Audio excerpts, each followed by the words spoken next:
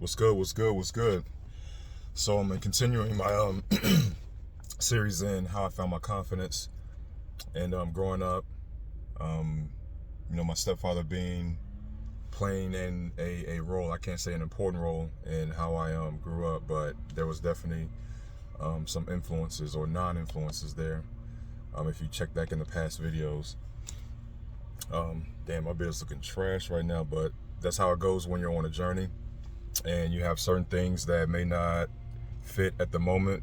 But what's going on right now is that I recently switched beard products. I wasn't a type that was ever going to get into beard products, but if I wanted a certain look, have a healthy beard, then I needed to get into the beard product game. So I did. So I was with one brand, Scotch Porter, and then I wanted to switch it up to Classic Grooming, or Classic Men's Grooming, I forget, but D-Hide and Bearded Existence, those dudes. So I switched to their products, and then I'm starting to notice that I'm getting some irritation on the surface level of my skin. Beard is fine, the hair is fine, but I'm getting some bumps and some irritation. So I got to figure out what's going on with that. So for now, I just pretty much do a wash and maybe a conditioner, and then a light application of oil. I used to do it in a certain way that my beard will be, nice and hydrated, but now with the oils, I'm thinking the oil may be the issue, so I gotta switch it up. So yeah, that's why you see dryness and patchy, whatever. But anyway, getting back to my story. So last video was about, moving to Manassas Park, and my mom raising her two boys. No more stress. Things weren't definitely the easiest, but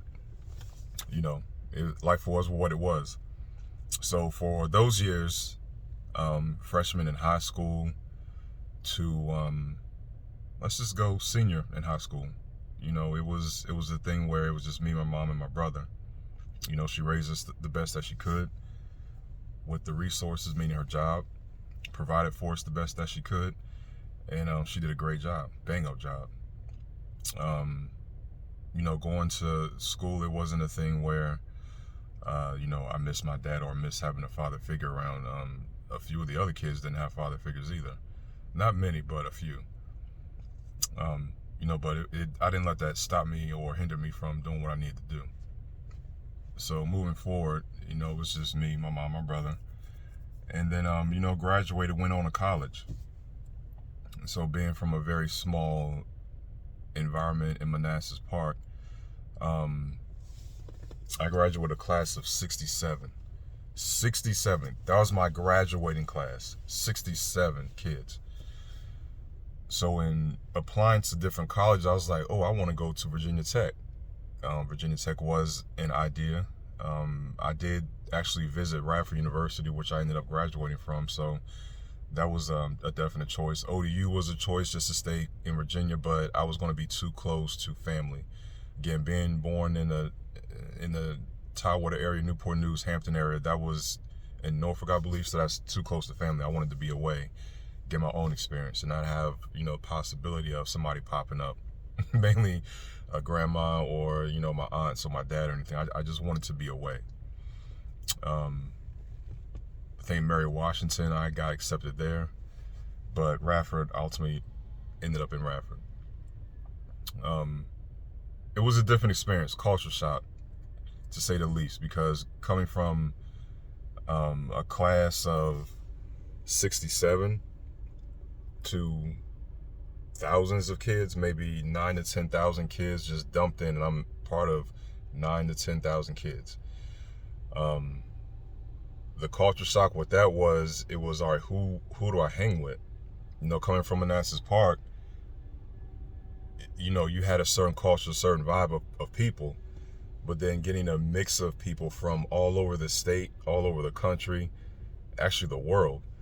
It was culture shock. So it was a part of, it was the first year or two, actually the first year, it was me really finding myself, like, who do I identify with? Who am I hanging with? So it was certain times where, I would walk across the yard, or It was Heath Hall. Heath Hall had like a little common area outside, and you know, that was just a place where everybody would hang out. So when I walked through, you know, it was certain things where I didn't really initiate the conversation with people that were there, or walk up to them and was like, yo, what's going on? Y'all just hanging out for class, in between class or whatever, or what's the vibe of the day kind of thing. It was just, I mainly just kept it moving. I may have looked that way and saw people, but I just kept it moving. I was just, I guess, introverted at that time, if that's such a word. I was more of an introvert, and definitely not outspoken or outgoing, I should say, at that point in time. So a lot of people deemed that as shady. You know, see you in a setting as far as a party, you know, we kicking it. But then when it came to actual, like, I have to engage in a conversation or engage in just saying, what's up? I was more introverted, and people thought that was really shady. I can see now, looking back, that, yeah, it was shady, because, like, yo, you can say what's up to us at the party when we hanging out, but normal day-to-day, week-to-week, when we all grinding Monday through Friday at 11:39 on the yard a.m., you can't say what's up. So yeah, it was just a thing where I wasn't used to being outgoing or engaging in conversations. If the conversation came to me and it was a certain vibe that I could deal with at the time, yeah, I'll engage with it. But me to say, walk up to you and say, hey, what's up? What's going on? What's the vibe of the day? Y'all good? Y'all chilling? Nah, that just wasn't me. And they looked at me shady, so I got called shady. I got called out for that plenty of times. Probably first impressions weren't so good, or I can't really say first impression, but people had different opinions of him, because it's like, yo, he's good in this setting, but in this setting, it's like he's a little off. It's weird. But that was just me not knowing how to. I wasn't knowing how to, who I was, and and being confident in my own self, and it just wasn't there. I was lacking that. So for me to be outgoing and to say, hey, what's up? How are you? What's the vibe of the day? You chilling? You good? That just wasn't me at that time. So I had to grow into that. I had to come out of my shell. When I first stepped on the yard, I was I was approached by I wasn't really approached by anybody. I asked this one gentleman, I was in the bookstore buying books, and I was like, yo, he was black, looked just like me. I can't see, looked at me, but he was black. I was just like, yo, where you get your haircut at? Because I knew I was in BFE. Not gonna find nowhere to get a haircut, or a decent haircut anyway. So I was like, yo, where you get your haircut at? Him being, I believe, a senior, he already knew the lay of the land. So he was like, yo, roll with me. I'll give you my number. We'll go get haircuts this spot. And it was on. So whenever I needed a haircut, we rolled. And that was my boy. That was my first introduction to the campus. You know, that was like my true first person that I met. And to this day, we're still friends. We actually became roommates. So that's how I pretty much got introduced to that first black male on campus, where I get a haircut from, and then we bonded. Shortly after that, you know, finding myself, I'm like, all right, it's a whole bunch of black people, but it's a whole bunch of white people too. And granted, my graduating class didn't include a whole bunch of black people. It was majority white people. I was in Manassas Park. There are black people there, but as far as, you know, being the demographic being 50-50, I don't think it was that. It was still a lot of white people. I was in the sticks, and you can say that in the country if you want to call it that. Back then. So just trying to figure my way out. So, you know, sophomore, junior year, started, you know, taking different classes, studying a little bit more in groups, and just finding, you know, common things between the people that I was, you know, going to class with, which happened to be white. You know, so started hanging out, getting invites to this party, that party, this event. So I'm hanging out, and I'm like, okay, this is how y'all do it? Okay, cool. Because when I was hanging out with the crew, the black folks, you know, I guess the shit stems from what we used to do, or what our parents used to do. You know, used to go to so-and-so's house, or go to so-and-so's spot, get your drink on. If you're smoking something, cigarettes, blunts, Black and Miles, whatever you're doing, whatever your vibe was to get you loose. You go to that spot, and then you go to the actual club. So that's what we did. But then when I hung out with my white friends, no, we just went straight to the party and got twisted there. And then when I turned 21, it was pregame, but then we went out and still continued to drink, or we barely even pregame. But the events were different. Hanging out at a bar and hanging out at a frat party were definitely different than going to Squires or Heath and not having any access to alcohol on the premises and having to either sneak it in or go back out to the car and get a little drink in and then come back to the party. But when I hung out with my white friends, it was just go straight to the bar, and if you had the money, then you keep buying drinks all night for yourself. You ain't got to sneak out to your car. So that's where, you know, I kind of got my swag on as far as going out, getting the confidence to approach people, because the crew that I hang with, the white boys that I hung out with, they dress different. You know, for me, coming from where I came from, it was baggy jeans, Timbs, t-shirt or long sleeve t-shirt or a hoodie. That's the vibe that I carried when I walked on the campus. But then as I progressed and came into myself, going out became polos or fitted t-shirt, dress slacks, not khakis, dress slacks, and you know, some Oxfords, you know, flat bottom shoes, no tennis shoes, no Timbs. That vibe definitely upped my game up a little bit level as far as how I was seen on campus among certain people. So again, this is just me finding myself, finding my confidence, and becoming myself. So that once I experienced both sides, then I was like, okay, this is how I move. This is who I am, or who I'm becoming. This is more of what I like and how I decide to move in life. That was pretty much my foundation. I can hang with anybody, hang in the hood or hang in the neighborhood where it's gated. So I'm saying, so you got to know, you got to be a chameleon. Not so you have to be a chameleon, but that's just how I carry myself. I can carry myself in any situation. Like right now, I'm at the park. You know, got a dude over there, worker, maintaining the grounds. Some people walking. It's 55 degrees right now, so there's not many people out. You know, I am blessed to live in a gated community.